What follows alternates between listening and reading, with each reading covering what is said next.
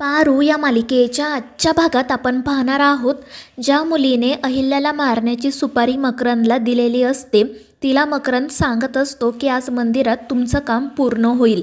तर दुसरीकडे प्रीतम आणि श्रीकांत त्या मॅगझिनमध्ये छापून आलेल्या मुलीचा फोटो बघत असतात आणि तिच्याविषयीच बोलत असतात। तितक्यात प्रिया त्या ठिकाणी येते, त्यामुळे प्रीतम घाबरतो। तर प्रिया हसतच त्याला सांगते की प्रीतम सर, अहिल्या मॅडमने ना मला सकाळीच या मुलीबद्दल सांगितलं आहे। आणि मग त्यानंतर ते दोघे जण त्या मुलीविषयी तिच्या कामाविषयीच बोलत असतात। त्या मुलीने एवढ्या कमी वयामध्ये एवढं मोठं काम केल्यामुळे सगळ्यांनाच तिचं खूप कौतुक वाटत असतं। आणि मग त्यानंतर श्रीकांत आणि प्रीतम अहिल्यासोबत मंदिरात जायचं म्हणून तयार होण्यासाठी जातात। दुसरीकडे पारू अहिल्याच्या खोलीत सरबत घेऊन जाते। अहिल्या तिला सांगते की सरबत खाली ठेव, मी पिते नंतर। पण पारू मुद्दाम सरबत तिच्या साडीवर सांडवते आणि नंतर माफी मागते।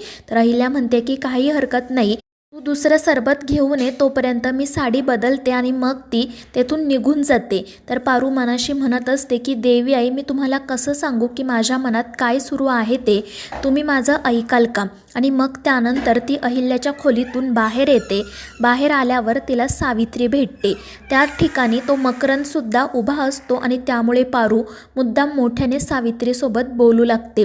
ती म्हणत असते की सावित्री आत्या, आज देवी आई ऑफिसमध्ये आणि मंदिरामध्ये जाणार नाही, त्या घरूनच काम करणार आहेत। आणि त्यावर सावित्री म्हणते की ठीक आहे, पण त्यांची तब्येत तर बरी आहे ना? आणि त्यावर पारू म्हणते हो, मी असताना त्यांना काही होणार नाही। आणि मग त्या दोघेजणी किचनमध्ये जातात। तर तो मकरंद लगेच त्याचा प्लॅन चेंज करतो। दुसरीकडे गणी मारुतीसोबत बोलत असतो। तो मारुतीला सांगत असतो की प्रीतम सरांनी दिलेला लॅपटॉप खराब झाला, त्यामधून प्रिंट येतच नाही, त्यामुळे तू ऑफिसमधून प्रिंट घेऊन ये। पण मारुती म्हणतो की आपल्या खाजगी कामासाठी आपण ऑफिसला जायचं नाही। पण तितक्यात आदित्य त्या ठिकाणी येतो आणि गणीला म्हणतो की काही हरकत नाही, तू आज माझ्यासोबत ऑफिसमध्ये चल, तुला जो काही प्रोजेक्ट करायचा आहे तो माझ्यासोबत ऑफिसमध्ये बसूनच कर। आणि ते ऐकून गणी खूप खुश होतो आणि मग त्यानंतर ते तिघे ऑफिसला जाण्यासाठी निघणार। इतक्यात तो मकरंद बाहेर येतो आणि घराच्या बाहेर जे सिक्युरिटी गार्ड्स असतात त्यांना दुसरीकडे जायला सांगतो। आणि ते बघून आदित्यला संशय येतो। तो त्या मकरंदला विचारतो की हे काय चाललंय तुझं, आणि तू तर आईसोबत असायला हवं ना? तर तो मकरंद म्हणतो की अहिल्या मॅडम आज घरातूनच काम करणार आहेत, त्यांनी ऑफिसला जाणं आणि मंदिरात जाणं कॅन्सल केलंय। तर आदित्य म्हणतो ठीक आहे, पण तू येथील गार्ड्सला जायला का सांगितलं? तर तो मकरंद नाटक करत म्हणतो की तुम्ही काळजी करू नका, मी अहिल्या मॅडमची पूर्ण काळजी घेईल, आणि आता तर माझ्याकडे गनसुद्धा आहे। त्यावर आदित्य म्हणतो ठीक आहे, पण आईची नीट काळजी घे। आणि मग तो मारुती आणि गणी ऑफिसला जाण्यासाठी निघतात। तर तो मकरंद लगेच ती गन घेऊन घरात येतो।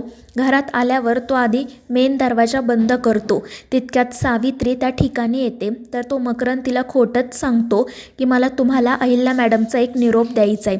सावित्री विचारते कोणता निरोप? तर तो मकरंद म्हणत असतो की अहिल्या मॅडमनी सगळ्या स्टाफला आउट हाऊसमध्ये जमायला सांगितलंय। तर सावित्री म्हणते पण का? आणि अहिल्या मॅडम आम्हाला तिकडे का बोलावतील?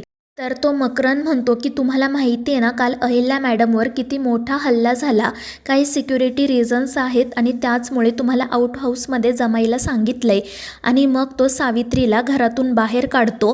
पण तितक्यात पारू त्या ठिकाणी येते आणि मकरंदचं लक्ष नाही हे बघून ती लगेच अहिल्याच्या खोलीत जाते। तर सावित्री घराबाहेर गेल्यावर मकरंद पुन्हा घरात येतो आणि अहिल्याच्या खोलीकडे जाण्यासाठी निघतो। तर दुसरीकडे ऑफिसला जात असताना गणी आदित्यसोबत गप्पा मारत असतो। तो आदित्यला पिक्चरची स्टोरी सांगत असतो। तर आदित्यसुद्धा हसतच त्याच्या सगळ्या गप्पा ऐकत असतो। तर दुसरीकडे तो मकरंद घरात दुसरं कोणी नाही आहे ना याची नीट चौकशी करतो आणि मग त्यानंतर तो गन घेऊन अहिल्याच्या खोलीकडे जाण्यासाठी निघतो। पण तितक्यात त्याला बाल्कनीमध्ये अहिल्या उभी असलेली दिसते आणि त्यामुळे तो लगेच बाल्कनीमध्ये येतो। पण त्या ठिकाणी अहिल्याची साडी नेसून पारू उभी असते। मकरंद जवळ येता क्षणी तिला ओळखतो आणि म्हणतो की पारू, तू इथे काय करतेस? तर पारू हसतच त्याच्याकडे बघते आणि म्हणते की तुला जेव्हा मी पहिल्यांदा बघितलं ना तेव्हाच मला कळलं तुझ्या मनात नक्कीच काहीतरी काळं बेरं आहे।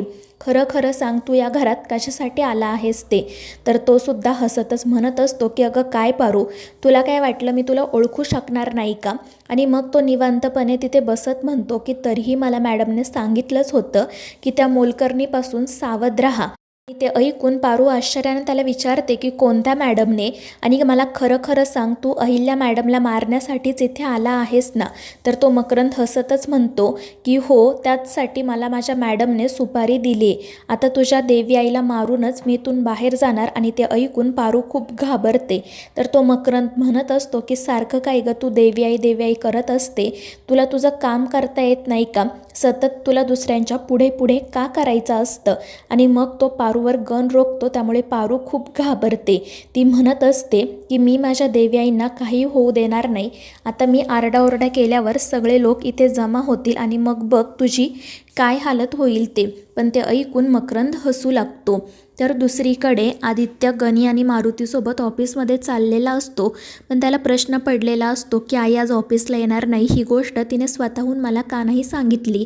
आणि मग तो अहिल्याला कॉल करतो आणि तिला विचारतो की आई आज तू घरून काम का करणार आहेस, ऑफिसला का नाही येणार? तर अहिल्या म्हणते की नाही रे, मी तर ऑफिसला येणार आहे आणि आत्ता मी आणि श्रीकांत मंदिरात जात आहोत. आणि ते ऐकून आदित्यला धक्का बसतो. तो म्हणतो की तू तर मंदिरात जाणार नव्हतीस ना? तर अहिल्या म्हणते की अरे नाही. आणि मग ती घडलेला प्रकार त्याला सांगू लागते.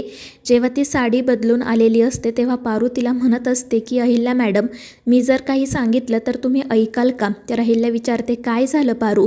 तर पारू तिला सांगते की आज तुम्ही मंदिरात जाताना घराच्या मागच्या बाजूने जा. मात्र अहिल्या म्हणते की तू उगाच काहीतरी बोलू नको, आपण असं का करायचं? तर पारू म्हणते की देवी आई, त्यामागचं कारण मी तुम्हाला नंतर सांगेल, पण प्लीज तुम्ही मागच्या दाराने घरातून बाहेर पडा. आणि त्यामुळे अहिल्या आणि श्रीकांत मागच्या दारानेच घरातून बाहेर पडलेले असतात. आणि जेव्हा हे अहिल्या आदित्यला सांगते तेव्हा आदित्य काळजीत पडतो. तो म्हणतो की मग तू त्या मकरंदला सोबत का नाही घेतलं? तर अहिल्या म्हणते की पारूने मला सांगितलं होतं की त्याची तब्येत ठीक नाही आहे. आणि त्यामुळे आदित्य काळजीत पडतो. तो म्हणतो की आई नक्कीच काहीतरी गडबड आहे, तू लवकरात लवकर घरी ये, हवं तर मी तुझ्यासाठी दुसरे सिक्युरिटी पाठवतो. त्यावर अहिल्या म्हणते की ठीक आहे. आणि मग ती श्रीकांतला सांगते की आपण लगेच बंगल्यावर जाऊयात. तर आदित्यसुद्धा मारुतीला गाडी बंगल्याकडेच वळवायला सांगतो. दुसरीकडे पारू धावतच घरात येते आणि मोठमोठ्याने सगळ्यांना हाका मारू लागते. पण त्यावेळी घरात कोणताही स्टाफ नसतो. पण तितक्यात बाल्कनीमधून आदित्य त्या ठिकाणी येतो. पण तो पारूला इशारा करून गप्प राहायला सांगतो. आणि तो मकरंद जे काही बोलतोय तो ते शांतपणे ऐकत असतो.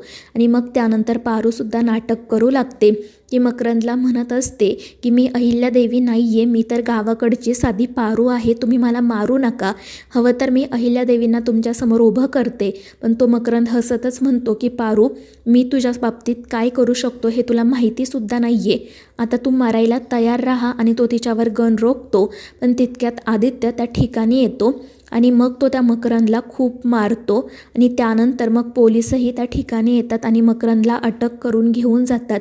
मग श्रीकांत, अहिल्या आणि इतर घरातील सगळेजण त्या ठिकाणी येतात. आदित्य त्यांना घडलेला सगळा प्रकार सांगतो. त्यामुळे अहिल्या आणि श्रीकांत तर खूप घाबरतात. आणि मग अहिल्या पारूकडे जात विचारते की पारू हे सगळं काय आहे? आणि मग पारू आधीपासून तिला त्या मकरंदवर कसा संशय होता आणि मग जे जे घडलेलं असतं ते अहिल्याला सांगू लागते. तर मित्रांनो, या मालिकेच्या पुढील भागांच्या अपडेटसाठी आपल्या चॅनेलला सबस्क्राईब करा.